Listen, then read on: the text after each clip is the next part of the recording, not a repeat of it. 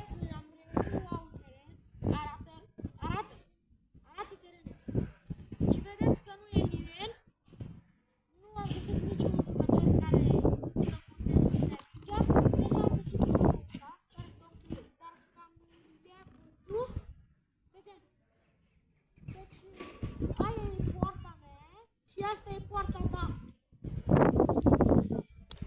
S-a început. Hai.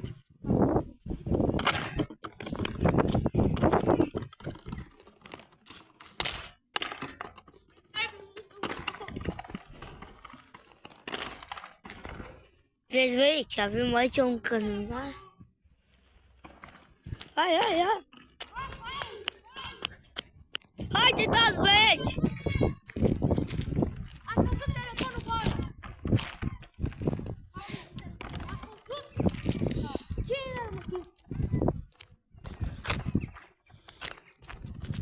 Avem un telefon și noi foarte.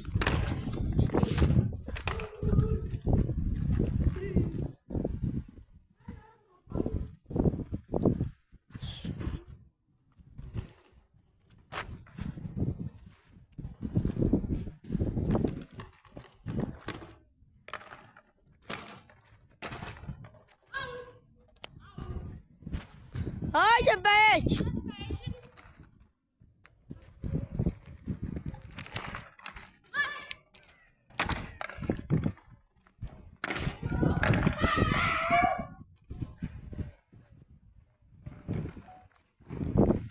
Da, băieți, ăștia fac și